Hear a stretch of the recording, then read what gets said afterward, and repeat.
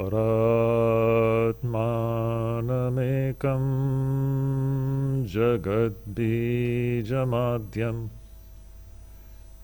niriham nirakaram onkar vidyam yato jayate palyate yena vishvam tamisham bhaje liyate yatra vishvam. Hari Om Tat Sat. Hari Om Tat Sat. Hari Om Tat Sat. Dear devotees, so we finished the 7th chapter of Bhagavad Gita last Sunday, and today we shall try to summarize this entire chapter.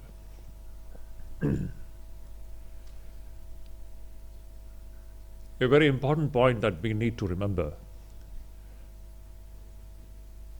when we think about the ultimate reality, which we are referring to as Ishvara. Sri Shankaracharya, in his Bhajagovindam Stotram, he says there, the last verse of that stotra, he states, there he says, Kurute Ganga Sagar Gamanam Vrata Paripalanam Athava Danam Jnana Vijnana Sarvamatena Muktim na bhajati janma shatena. A very striking remark, which is an eternal truth. He says, you can go for Ganga Sagara Snanam. Now the great Kumbh Mela is going on. Wonderful, great. These are all great practices. You may do it. Kurute Ganga Sagara Gamanam. Magh Mela, Ganga Sagar Mela. Crores and crores of people go. Wonderful. Vrata Paripalanam. You can practice. You can take different vows. Vows like vows of fasting, vows of doing different kinds of austerities, practices. Tapasya. Vrata Paripalanam. Athava Danam. You can be charitable. You can give money, you can give different things to other people. But that first line, what Sri Shankaracharya is saying, that no matter whatever you do, there is one factor without which there is no mukti. And what is that one factor? Jnanam. Jnana-Vijnana Janma-Shatena Muktim na bhajati. Without this jnanam, now see, that is what we are going to talk about in this 7th chapter. Sri Shankaracharya says that without the knowledge of the Supreme Reality, without the knowledge of Ishvara, no matter what you do, muktim na bhajati. No one can come out of this cycle of birth and death. And therefore, it's a very important point. Bhaja Govindam, Bhaja Govindam. It's very interesting. Emergence of knowledge and Bhaja Govindam.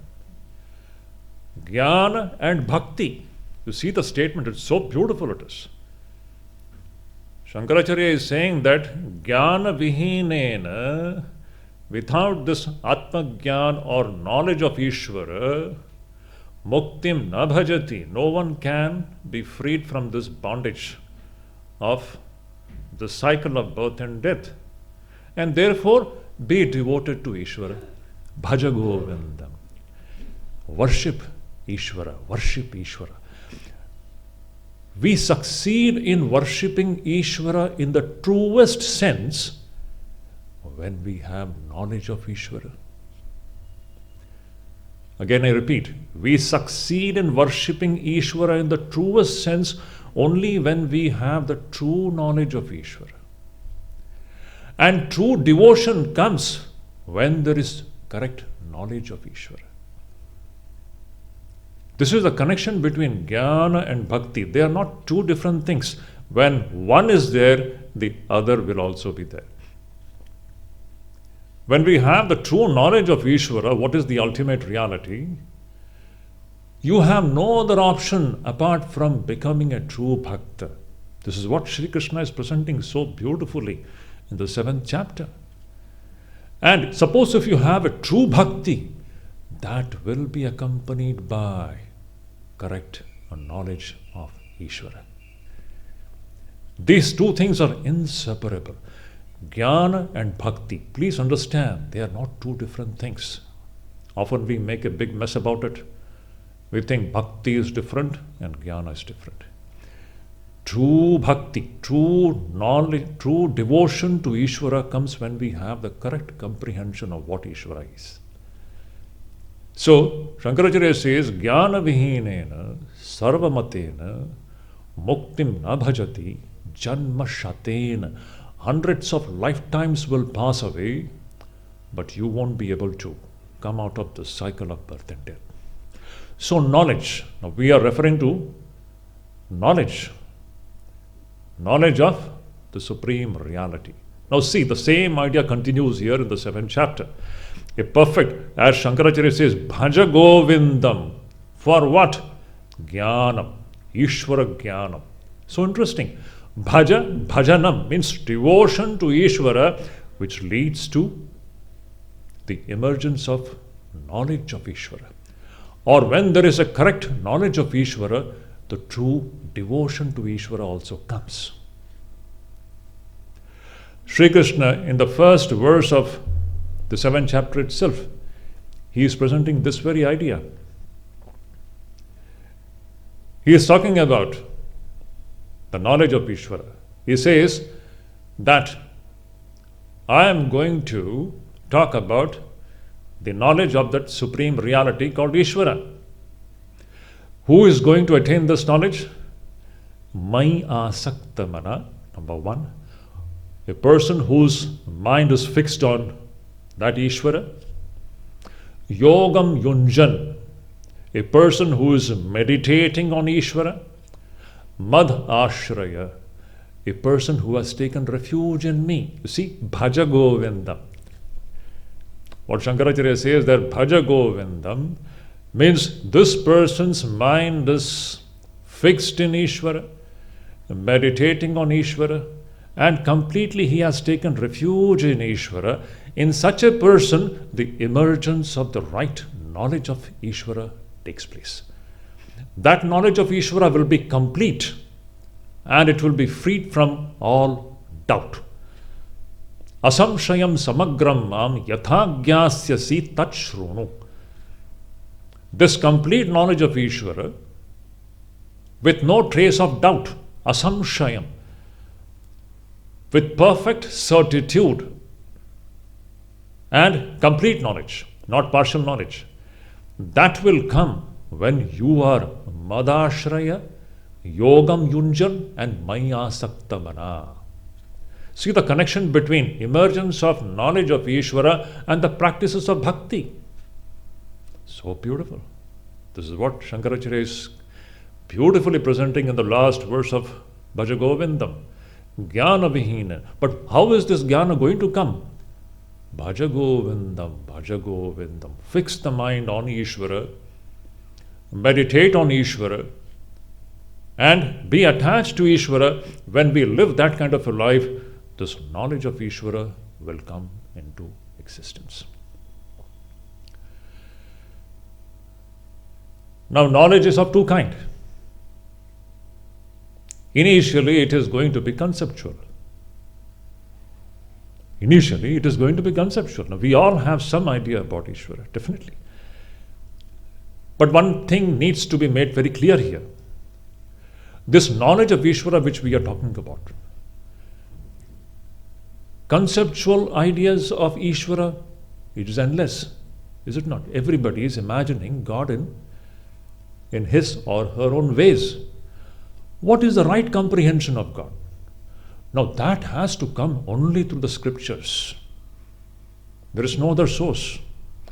That has to come only through the scriptures and through the Guru. There is no other source. It is only through the Shastra that we get the right comprehension of what Ishvara is. So initially it is the conceptual idea of Ishvara, but it should come from the Shastras. And this very conceptual idea of Ishvara then further matures into experience of Ishvara. So Sri Krishna uses two terms, Jnanam and Vijnanam. Jnanam is conceptual knowledge. Initially it's all conceptual knowledge. We all have conceptual knowledge of Ishvara. And thank God we have got it from the right source, the scriptures. Otherwise we imagine many things about Ishvara. This is the right comprehension of Ishvara which we get from the scriptures. And this very comprehension which we have got from the scriptures, using this as the base, when we begin to fix our mind on Ishvara, we take refuge in that entity, we meditate on that entity, this very conceptual knowledge will mature into experiential knowledge of Ishvara. And when you have the experiential knowledge of Ishvara, there is nothing more to be known. Yad gyatva neha bhuyo anyat gyatavyam avashishyate. Jnanam teham savijnanam idam vakshyami asheshataha. Krishna says, I am going to tell about both the conceptual knowledge as well as experiential knowledge. And once you have this experience of Ishvara, there is nothing more left out to know. When you know that one, you know everything. Knowledge of the many is ignorance. Knowledge of the one is knowledge. Now we should know, do we really know anything? As long as we don't know that one, we are all in ignorance. No matter what you know here in the transactional plane, in this Vyavaharika plane, in this transactional plane, you may be knowing many things, but knowledge of the many is not knowledge. It is all in ignorance. Knowledge of that one entity is knowledge. Now this is the main theme of the Vedas and the Upanishads. That is why the main purpose of the human life is to attain the knowledge of that one supreme reality. Without that, our pursuit of knowledge is incomplete. We are all knowledge seekers. Even in the transactional plane, we are seeking knowledge. Physical science or all kinds of sciences are nothing but man's pursuit of knowledge. But that remains incomplete as long as we don't gain the knowledge of that one supreme reality. And once you know that, you know everything. Shankaracharya says, the result of this knowledge is, it's a super excellent fruit. Yad gyatva neha bhuyo anyat gyatavyam avashishyate. There remains nothing more to be known once you know Ishvara. This is the super excellent fruit that a person gets once he or she attains the knowledge of Ishvara. Now, if this is the case, this is not going to be easy. Something which is making you omniscient. It is making you omniscient, is it not? It is making you, by having the knowledge of Ishvara, you are knowing everything. Means this man or this woman is becoming all-knowing. This man or this woman is becoming omniscient, sarvagya. Means it is the super excellent achievement. There is no higher achievement than this. Now, if that is the case, this is not going to be an easy job. And this is very rare. It is durlabham. Manushyanam sahasreshu kaschit yatati siddhaye Yatatam api siddhanam kaschin mam veti tattvataha. Among thousands and thousands of people, now you can see around the world, who is seeking this knowledge? No one is seeking this knowledge. Now we are coming to that point. Among thousands and thousands of human beings, perchance there may be one or two persons seeking to get this knowledge through the purification of mind. By purifying one's mind, there may be perhaps one in several thousands who is seeking to get this knowledge. And even among these few people, maybe one alone succeeds in gaining the experience of Ishvara as Ishvara is. Sri Krishna says. So it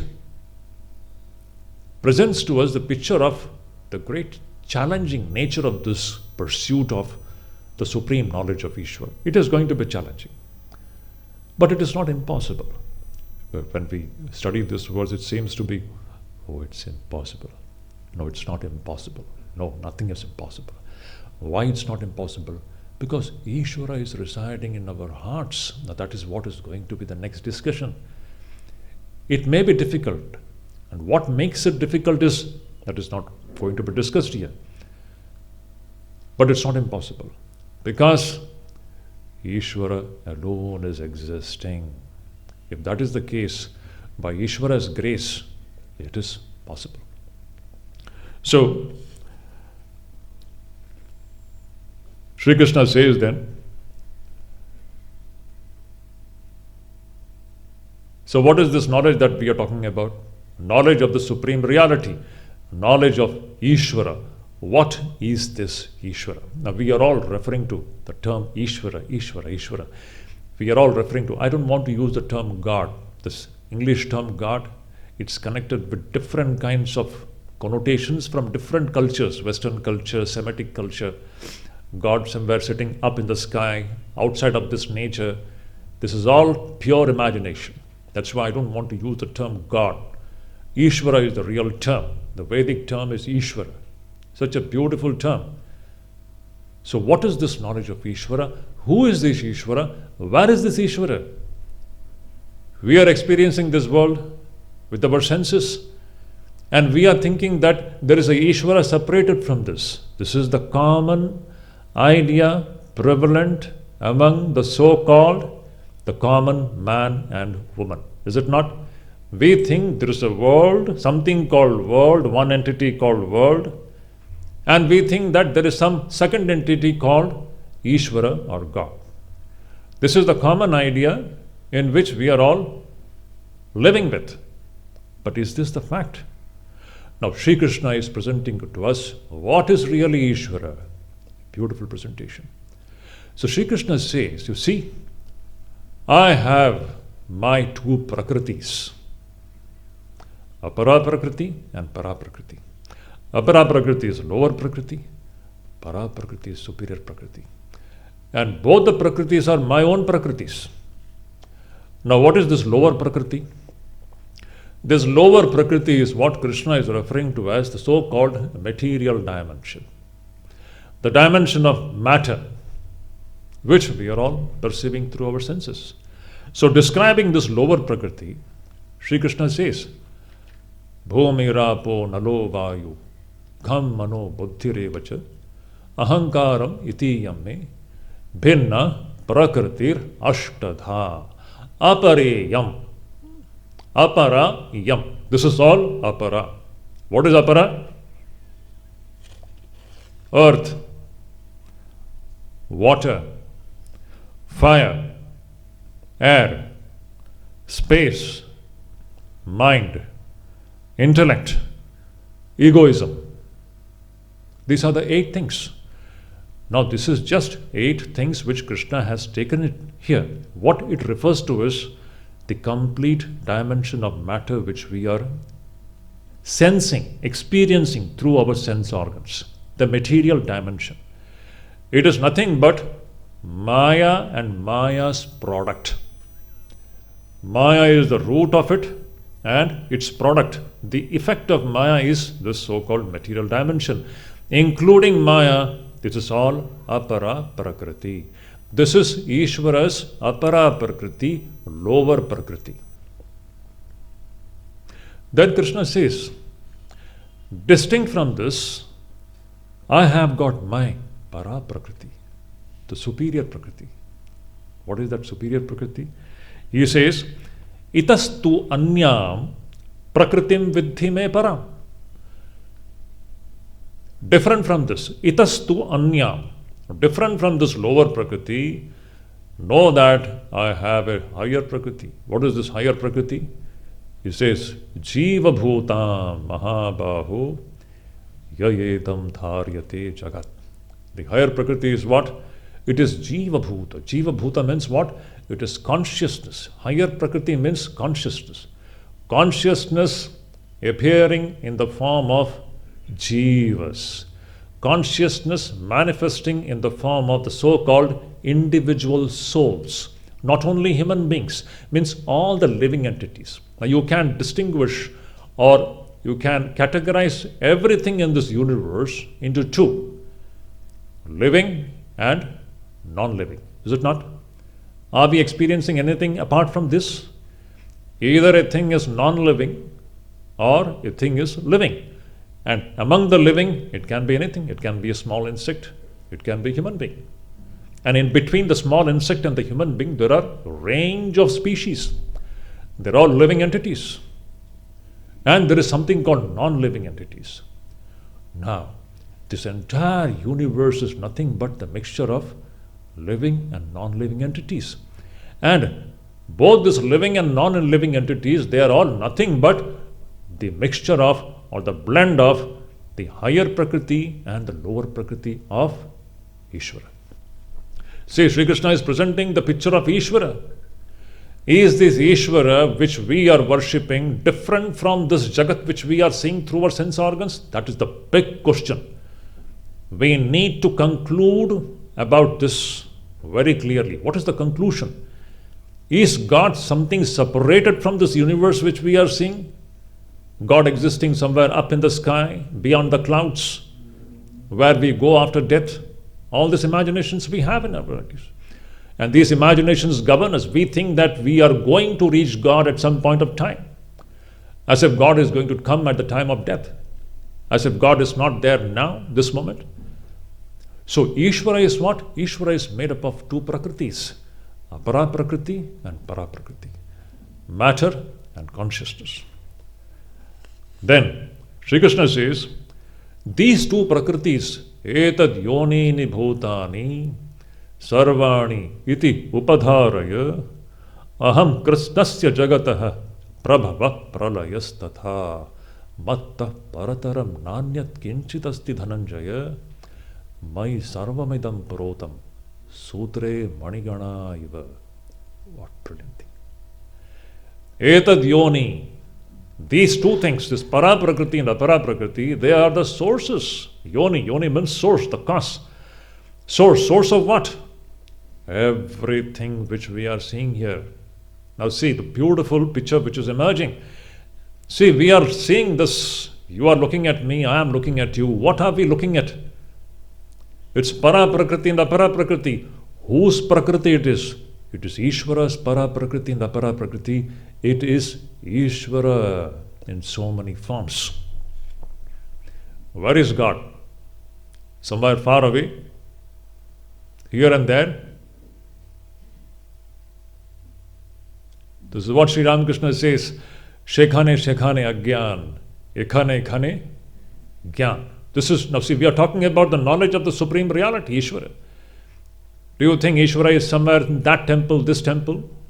I don't want to take those names of the temples because we have got strong sentiments about it. But whatever it is, can God be limited to a space? Can you limit God to a certain time?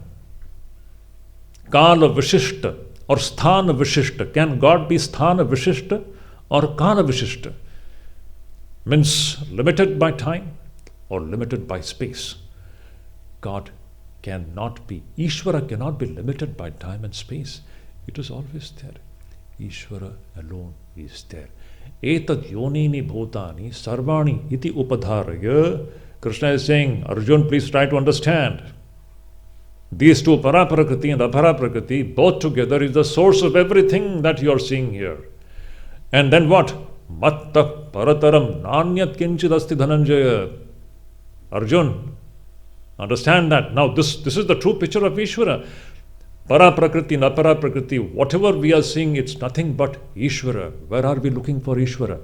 And there is nothing superior to this. Matta parataram nanyat kinchid asti. There is nothing existing superior to this. This is the supreme entity that is existing. Whatever is existing is that supreme entity. Owing to ignorance, we think that this is Jagat. See, Jnana and Ajnana, there are two things. This is what Shankaracharya says. Jnana-Vijnana sarvamatena muktim nabhajati janma shatena. Unless we have the right knowledge of that Ishvara, we don't get mukti from this bondage. So the knowledge of the supreme reality, this is what is Ishvara. Matta parataram nanyat kinchadasti. There is nothing superior to this Ishvara. Hey Arjuna, Mai sarvamidam protam sutre maniganaiva. I am running through everything here. Krishna is saying, I means what? See, the moment we talk about Krishna, that beautiful human form of Krishna comes. No, Ishvara is not limited to any form. That is good as a helping factor. Now, this is applicable to all the Ishtas. They are all just doorways to reach the supreme reality. Sri Krishna is saying that Matta parataram nanyat kinchidasti. There is nothing superior to me, hey Arjuna. I am running through everything here, just like a thread which is running through the different pearls, just like a thread which is running through the different flowers in a garland. Again, a clarification is required here. Are there two things called the thread and the garland? Is it that there is one thing which is pervading the another thing? It's not like that. There are no two things. Shankaracharya gives a beautiful example here. We all use a cloth. What is this cloth made up of? It is made up of thread. We can say that the thread is pervading the cloth. Is it really making a sense? It is purely a thread. Where is the cloth? Where is the cloth? This thing is just a thread. If you just look into it, it is thread. But in our transactional plane, we say that the thread is pervading the cloth.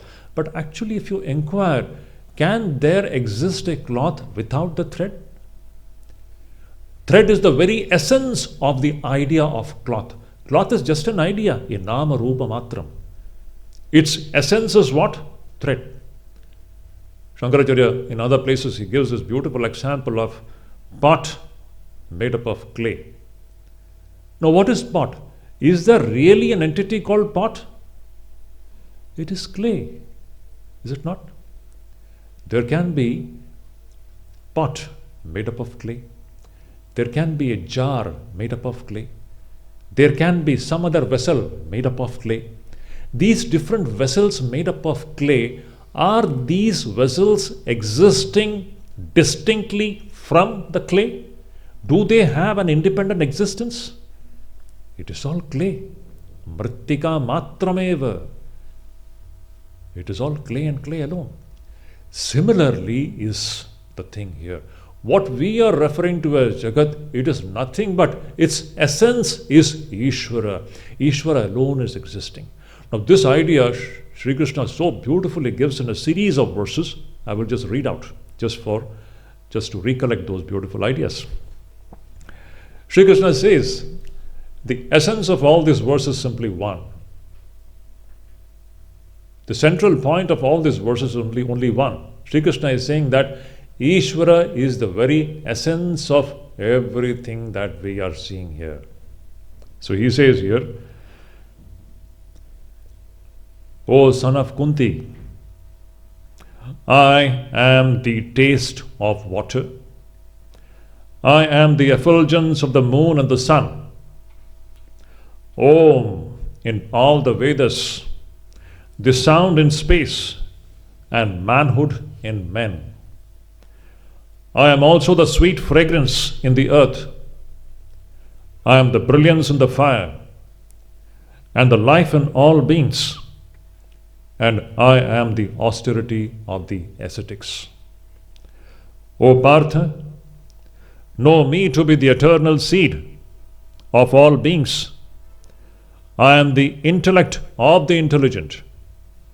I am the courage of the courageous. And of the strong, I am the strength which is devoid of passion and attachment. Among creatures, I am desire which is not contrary to righteousness. Ocean of Bharata dynasty. Those things that indeed are made up of sattva, and those things that are made up of rajas and tamas, know them to have sprung from me alone. However, I am not in them, they are in me. You see, they are in me. So all these verses where Sri Krishna is talking about, he is saying that I am the very essence of everything here existing. Whether it is water, whether it is the luminosity of the sun and the moon, and everything. Of everything, Ishvara is the very essence. Just like this cloth has got the thread as its essence. Just like the jar has got clay as its essence. In short, nothing is existing apart from Ishvara. That's the point. So beautiful. Now, this is the picture of Ishvara which Sri Krishna is presenting to us. Now, just look into it. What is this idea of God that we are living with? Is God a second entity? It is the only entity that is existing. Now you go back to all the famous utterances of Swami Vivekananda.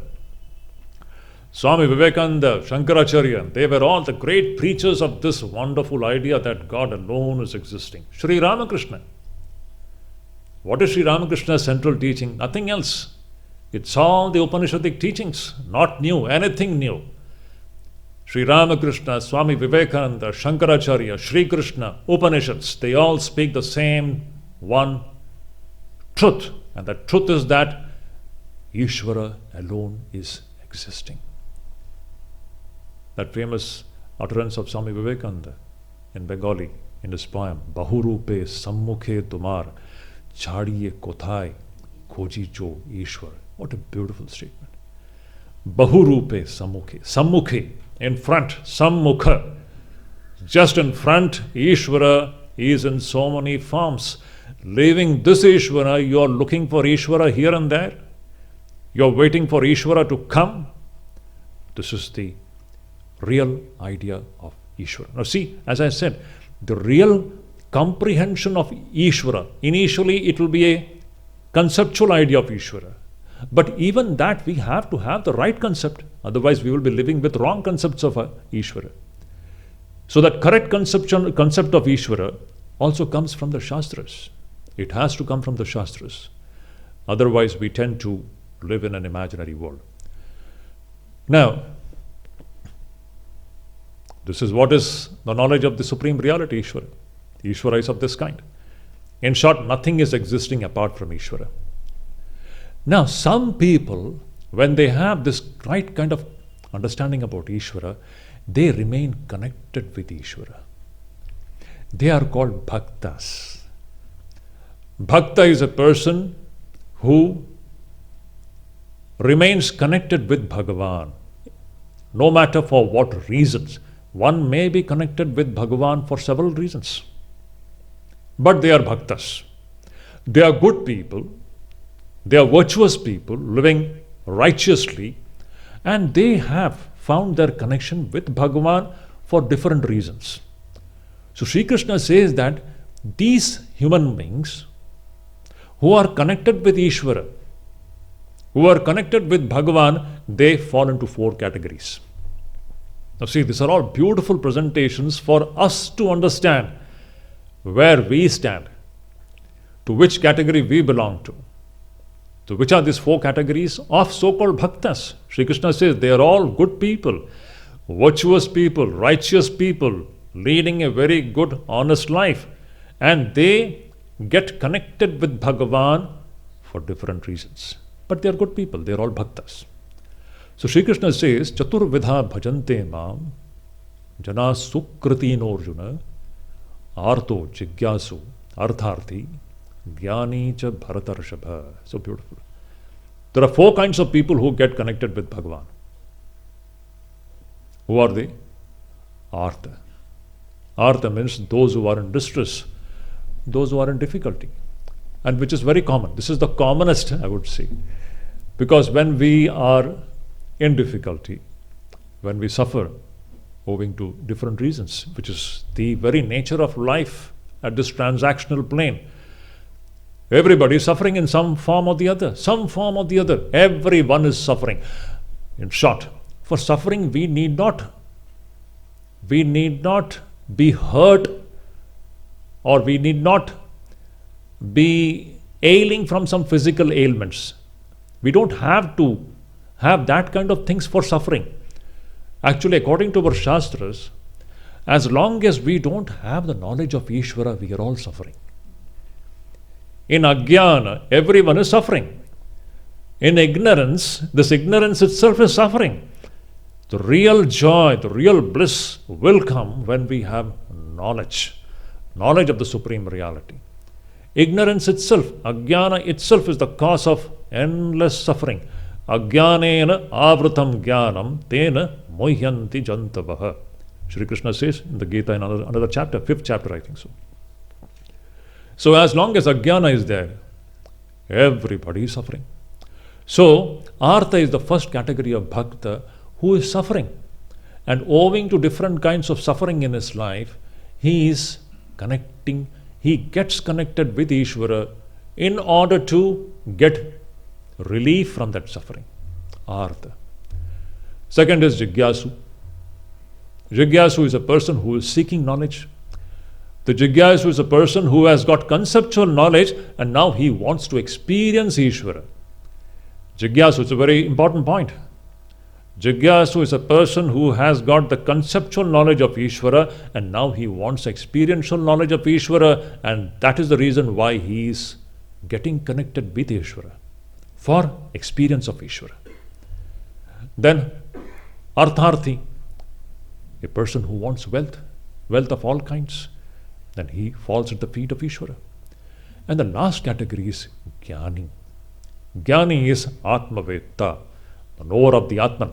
So, there, Sri Krishna says, among these four kinds of persons who get connected with Ishvara, Sri Krishna says Jnani is the best. It sounds to be a little partial. Sri Krishna is partial to the Jnanis. No, it's not partial. There is no partiality here. God doesn't make any partiality. He simply speaks the truth.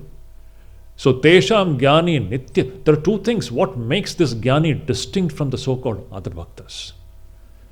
Other bhaktas, they are getting connected with Bhagavan or Ishvara with the idea that Bhagavan is different from me, number one. There is a separation. There is an idea of separation. Number two, they are connecting with Bhagavan to get something from Bhagavan, to get something of this world from Bhagavan. They have got some selfish interest involved in their connection with Bhagavan. Okay, it's good. Sri Krishna says they are all fine, doesn't matter. But they are not fully freed from that selfishness element. It is there. It's good. Jnani, in what way is Jnani different? Tesham Jnani Nitya Yukta Eka Bhaktir Vishishyate. What is the Visheshata? The speciality of this Jnani. The Jnani has got Eka Bhakti and he is Nitya Yukta. two important terms. This is what is absent in the so-called other bhaktas. Now, why in other bhaktas these two things cannot be found? There is a very valid reason for that. Jnani is a person, as we see here, as Sri Krishna presents the supreme picture of Ishvara. What is the supreme picture of Ishvara? That everything is Ishvara alone. Now, Jnani is a person who is living with a firm conviction that there is nothing, there is no second entity existing apart from Ishvara. In that case, does he have an option? Does he have an option, an alternative? There is no alternative available for him. When Ishvara alone is existing, whatever he is seeing is Ishvara, he is constantly in a devotional mood. He is naturally he is in a devotional mood. Eka bhaktir. His bhakti is fully concentrated. It is never getting distracted. But because for him there is nothing apart from Ishvara. And is nitya yukta. Because of that he is unbrokenly connected with Ishvara. Because there is no second entity which can distract his bhakti. So beautiful. For other bhaktas, there are two things existing. Ishvara is also existing and Jagat is also existing. That's why their love keeps on shifting from Bhagavan to Jagat, from Jagat to Bhagavan, from Bhagavan to Jagat, and Jagat to Bhagavan. Is it not? Is this the simple fact? This is what is happening in so-called the 99% of so-called bhaktas. We love many things of the world and we also love God. It is not that we are not loving God, but our love for God is not eka bhakti. That is why Sri Krishna is saying that the Jnani is a real bhakta whose bhakti is fully concentrated and he is nitya yukta. He never gets disconnected from Bhagavan. Can you imagine what a beautiful thing it is? That is why Shankaracharya makes a brilliant comment there. He says, Anyasya bhajaniyasya adarsanat eka bhakti. When there is no second entity existing apart from Bhagavan, now, does that person have an option apart from being a bhakta? He is constantly in a devotional mood because everywhere, all the time, he is communing with Ishvara in so many forms. He has got no other option. He is a natural bhakta. So this is the connection with supreme knowledge and the real bhakti. Bhaja Govindam and Ishvara's Jnana. When you have Ishvara's Jnana, Bhaja Govindam will be natural. That Bhaja Govindam will be unbroken. There is no reason for Bhaja Govindam to be broken there because he is always seeing Govindam alone everywhere at all points of time. This is happening because of the right knowledge of Ishvara. Such beautiful things are coming out of this discussion. Amazing. Now, this being the case, that's why Sri Krishna is saying this Jnani is the best bhakta. And he also says that Udara Sarva Eva iti. Jnani tu Atmaiva me matam. All the bhaktas, other three bhaktas, they are also very good people. But Jnani is my own self. Why my own self? The Jnani is that bhakta who doesn't see any separation between the bhakta and the Bhagavan. That's why he is my own very self. The other bhaktas, they say, they make a separation. They make a distance. But this Jnani bhakta is a person for whom there is absolutely no separation between bhakta and the Bhagavan.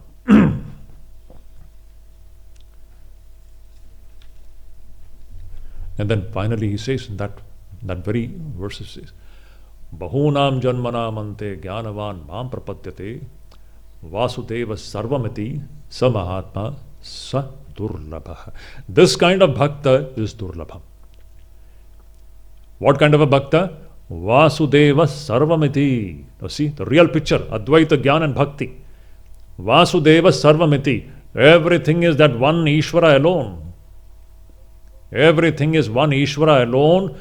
This knowledge and this, owing to this knowledge, the real bhakti. Vasudeva sarvamiti sa mahatma sa durlabha. This kind of a Jnani bhakta is very, very rare to be found. Now, Now, Sri Krishna has presented to us what the supreme reality is. This is Ishvara. Everything is Ishvara. And there are some people who find their connection with Ishvara, no matter for what reasons, maybe some worldly reasons. And Jnani is the person who is connected with Ishvara for no reason. His connection with Ishvara is completely based upon the supreme knowledge. Now, the next question is, in that case, why is that majority of the humanity, they cannot see Ishvara? Why? Some people, they succeed in seeing Ishvara in this form.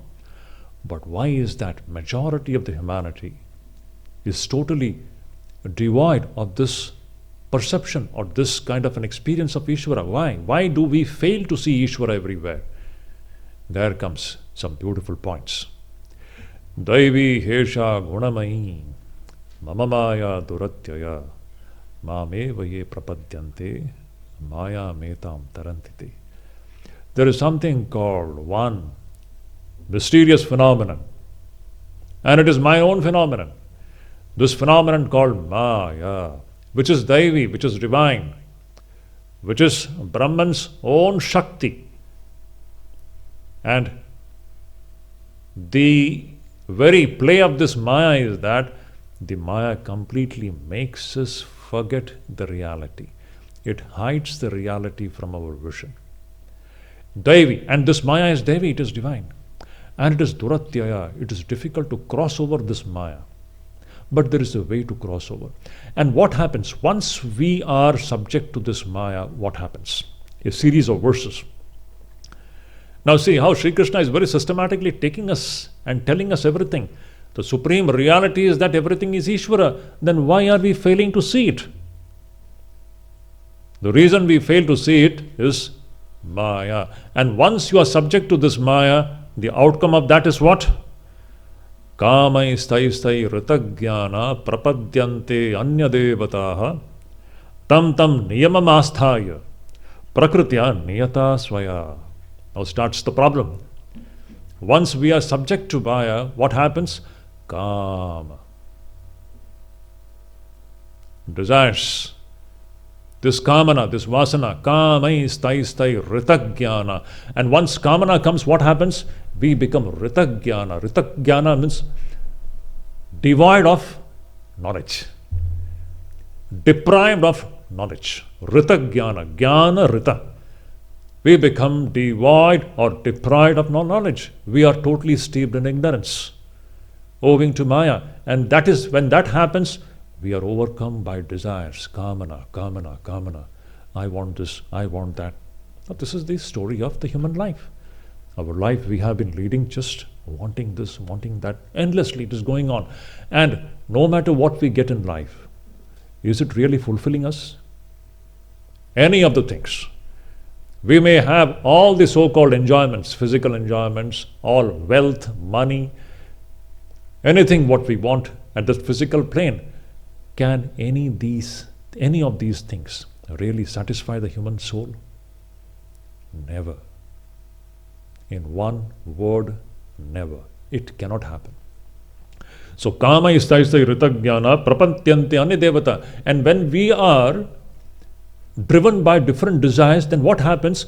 We don't go to Ishvara, and then we go and fall at the feet of the different so-called deities who are known to supply those things which we want. The beautiful thing. See how true it is. You can see it in society. It is there in all the cultures, not only India, everywhere. This is not the question of cultures. It is the human nature. Subject to Maya, human beings everywhere behave the same way.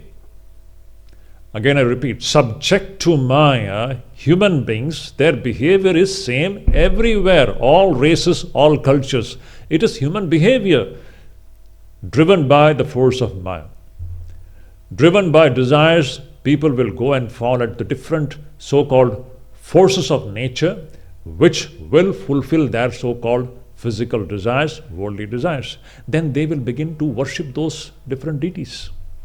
And they worship those deities with full faith. And Sri Krishna says that faith with which they are worshipping these small deities that faith is also given by me. That is the most mysterious thing. They go and fall at the feet of these different deities to get different so-called worldly benefits. And they do it with the utmost shraddha, utmost faith. You can see what faith, no joke. They go to these temples, they will fall at the feet of these deities, wanting money, wealth. There is one god of Kubera, there is Lakshmi, and so many deities. But they don't come to Ishvara, the supreme reality. Why? They are getting distracted to these different deities, driven by their desire for particular worldly object.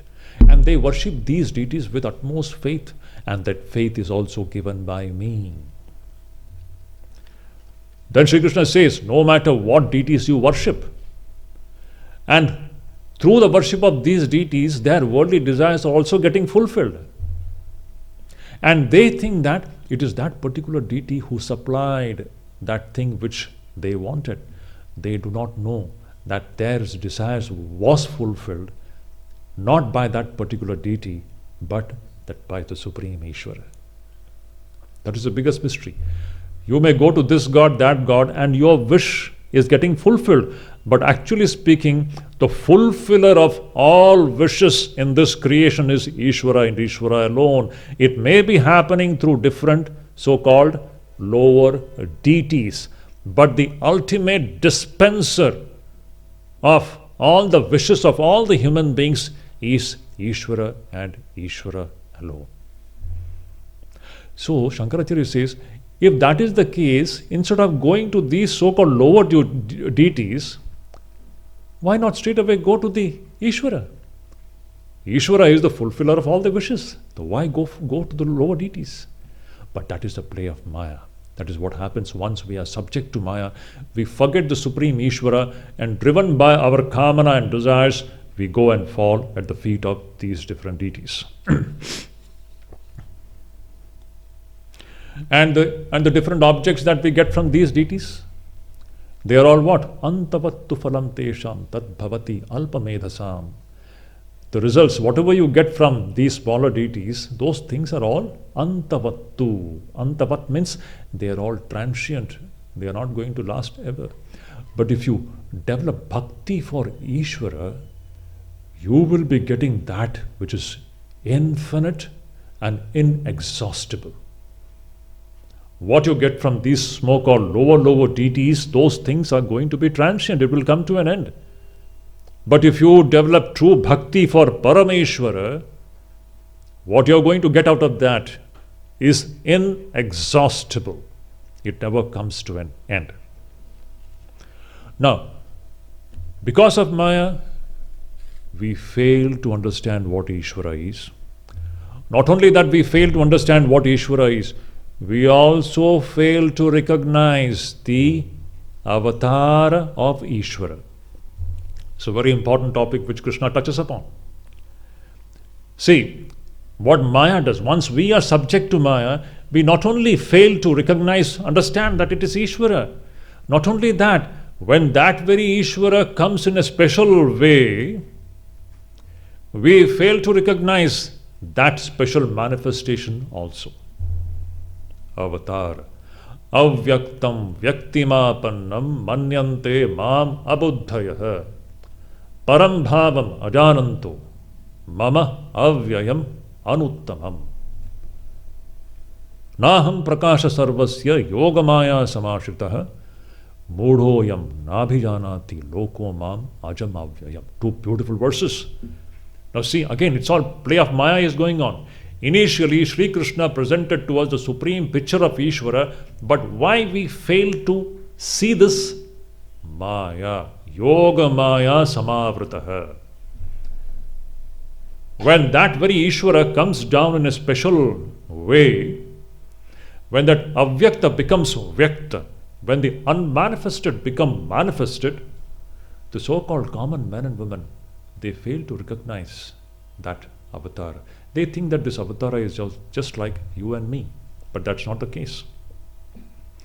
Behind that avatar's frail and fragile human framework is infinite Ishvara himself. Can you imagine that? behind that small human framework, no matter. And when the Ishvara comes in a human form, that Ishvara literally behaves like a common human being. Rama wept. Bhagavan Ram was weeping when Sita was kidnapped. Ishvara is behaving as if he is a common man. This is the most mysterious thing. That's why people often ask, if Rama is Bhagavan, then why should he weep when Sita was kidnapped? They don't understand this point. Naham prakasha sarvasya yogamaya samavritah. I have covered myself by my own yogamaya. That's why I am not revealed to everybody. Naham prakasha sarvasya. I am not revealed to everybody. That's why people misunderstand me. They think that Bhagavan Ram is weeping when Sita was kidnapped. But that's the play of Ishvara which is going on in and through Ishvara's own Maya. Mudoyam. Loko mudha. This world which is foolish, they don't, not knowing my higher nature, they consider me to be an ordinary human being. This is a very fascinating subject which Krishna touches upon here. This concept of avatar. All this is happening owing to what? Actually speaking, whether it is avatara or jiva or jagat. The conclusion is that what we are referring to as jagat, what we are referring to as jiva, and even what we are referring to as avatara, all these three are nothing but Ishvara and Ishvara alone in three different forms. Actually speaking, there is nothing existing apart from Ishvara. But we are unable to see this. Why? Maya. Daivi hesha gunamayi mama maya duratyaya. Because of Maya, we fail to understand. Towards the end of the chapter, Sri Krishna touches upon another very important reason why we fail to understand that it is all Ishvara. That is a very, very important and practical point. Sri Krishna says, Ichha dvesha samuthena dvandvamohena bharataha sarva bhutani sammoha sarge yati parantapa. Everybody is born with this defect. What is the defect? Defect of Ichha and Dvesha. Likes and dislikes. Attachment and aversion. As long as we are subject to this duality of likes and dislikes, I like one person, I dislike the other person. Ishvara is gone. Make this point very clear. I like one person, I hate another person. Ishvara can never come into this picture. Again I repeat, I am attached to one person owing to my blindness, and I have a sense of aversion for another person owing to my blindness. The person to whom I am attached, it is Ishvara, and the person for whom I have aversion is also Ishvara. Unless we rise above this disease of attachment and aversion, unless we rise above the disease of likes and dislikes, our knowledge of Ishvara is never going to come. A very important point. Sri Krishna towards the end of this chapter touches upon this point, which is very important. This is something which we need to practice in our life. As long as we don't practice it, we may talk about Ishvara, but the knowledge of Ishvara is never going to come. It can only come when we rise above this likes and dislikes. The person whom you are liking is also Ishvara's form, and the person for whom you have immense hatred is also Ishvara's form. Very difficult to digest. But that's the fact.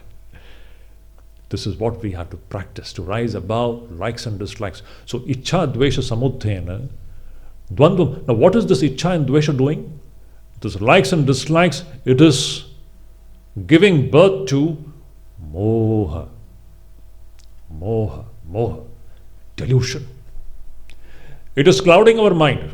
And as long as your mind is clouded, you will never be able to see things clearly. We will never be able to see that everything is Ishvara. It is only when the clouding of this mind is gone, Esham tu antagatam papam, jananam punyakarmanam, te dvandva moha nirmukta, bhajante mam dridhavrata. So beautiful. Those people in whom this defect of likes and dislikes come to an end, owing to a wonderful life which they lead, punya karmana, owing to a wonderful life which they lead based upon the Shastras, they overcome this defect of Ichcha and Dvesha. Te dvandva moha nirmukta bhajante mam dridhavrata. In them the real bhakti will be born. Dridhavrata, so beautiful term it is. Their vrata is dridha, with a firm conviction, bhajante. The true bhajanam, the true bhakti, the true devotion, with a firm conviction that everything is Ishvara and Ishvara alone, this will come only when we have risen above the disease of Ichcha and Dvesha. As long as we are subject to likes and dislikes, Ichcha and Dvesha, the true bhajanam, based upon the conviction that everything is Ishvara, that bhajanam doesn't come in our life. So beautiful, so practical. So these are the practical things to be practiced in our life. Unless we rise above this Ichcha and Dvesha, we may keep on reading books, nothing really happens. That is why often people, many devotees, they come and say, we have been initiated 30 years back, 40 years back, but nothing is happening. The main reason is that it is not only the question of initiation. Unless we consciously put these things into practice, nothing really happens. These things have to be practiced, and along with that, all japam, dhyanam, everything will work. But these are the main elements. As long as we don't rise above this disease of Ichcha and Dvesha, we will never understand what that supreme reality is. Finally, the chapter ends with a beautiful idea. Now, the question is, why are we worshipping Ishvara? Beautiful. Why are we worshipping Ishvara? Moksha. Khandana bhava bandhana. There is no other way. We are all bound here. As long as we are subject to likes and dislikes, tell me, where is freedom? I look at somebody and I get attached to that person. Do you think I'm free? And when I look at somebody else, I have a hatred for that person. Are we free? We are just puppets in the hands of these lower forces. Where is freedom? Who is free here? No one is free. We are all tied down by the chain of these two forces of raga and dvesha, born out of ignorance, clouding the human mind. So to get freed from this bondage, to attain khandana bhava bandhana, jara marana mokshaya, jara marana mokshaya, Sri Krishna says, why are we expected or supposed to worship Ishvara? Jara marana moksha, to become freed from the cycle of birth and death. For that, what we have to do? Jara marana mokshaya mam ashritya yatanti. Someone is striving by taking the ashraya of Ishvara, madashraya, taking refuge in Ishvara. You see, the chapter started with this very idea. Maya sakta mana partha, yogam yunjan, madashraya. It is ending with the same idea. Jara marana mokshaya, mam ashritya yatanti. When holding on to Ishvara, when we strive for what? To become freed from this bondage of the cycle of life and death. Now, when we strive in this way, now see, something beautiful thing is going to happen. When we are sincerely striving by taking refuge in Ishvara, the way Ishvara has been presented here, not Ishvara sitting up somewhere in the sky, Ishvara as Bhagavan Sri Krishna is presenting here, the real picture of Ishvara. When we take refuge in this real idea of Ishvara, with all devotion and shraddha, what happens? The real knowledge of Ishvara dawns. And when the real knowledge of Ishvara dawns, what will be that knowledge? You will understand that in all the contexts, Ishvara alone is existing. Now, what do you mean by context? Here certain technical things are presented there. Adhibhuta, Adhyatma, Adhidaiva, and Adhyaksha. These are all different contexts. Context means different planes. Adhibhuta means what? In the context of all the so-called living entities which we are seeing. Adhidaiva means what? In the context of all the so-called divine entities that we are usually worshipping. This deity, that deity. Adhyaksha means what? In the context of different activities. Adhyatma means what? In the context of this very body-mind complex. Now see, all the contexts have been covered.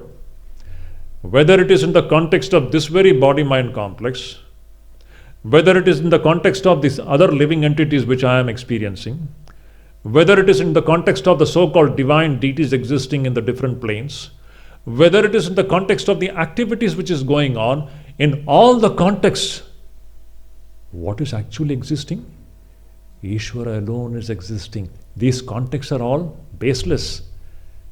When you holding on to Ishvara, when you will begin to strive, this knowledge will come. That in all the contexts, what is actually existing is Ishvara and Ishvara alone.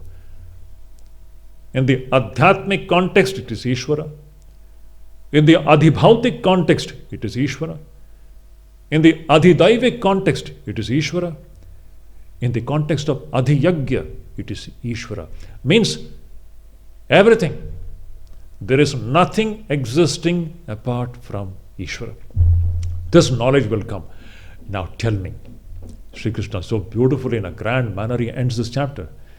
A person who understands this, that in all contexts there is nothing existing apart from Ishvara, tell me, now, when the person is now breathing his last, the person is on his or her deathbed, the most beautiful moment which is just waiting to come into our lives. What happens? This person whose understanding is that there is nothing existing apart from Ishvara, that person, when he or she will leave the body, what will be that person's consciousness and awareness? Is there any chance for that person's mind to go anywhere else apart from Ishvara? Because that person's firm conviction is that there is nothing existing apart from Ishvara. There is no second entity existing apart from Ishvara. What a beautiful thing it is. So if we have to leave our body in that way, in Ishvara consciousness, this is the thing which we have to develop, this knowledge that which Sri Krishna started with Jnanam and Vijnanam. The real knowledge of the Supreme Reality, initially conceptual and then maturing into experience. What is that real knowledge of Ishvara? That Ishvara alone is existing. There is nothing existing apart from Ishvara. When we have a firm conviction about this, now prayana kale pichate mam te vidur yukta chetasaha. That person, yukta chetasa, with that person's mind fully focused on Ishvara, because that person's mind is filled with, saturated with the idea that there is nothing existing apart from Bhagavan, he can leave the body. Now this idea continues in the 8th chapter also. 8th chapter beautifully describes how to leave the body with God consciousness. So this is the summary of the 7th chapter. So I pray to Divine Mother Ishvara, let Ishvara bless us with this vision that Ishvara alone exists. And with this knowledge comes the true bhakti, the true devotion, which will be unbroken, which will be eka bhakti, and through which the person will be nitya yukta. The person will be constantly, unbrokenly connected with that Supreme Reality. Let that Parameshwara bless us with that knowledge and with that bhakti. Let's stop. Om Shanti Shanti Shanti Harihi Om Tat Sat.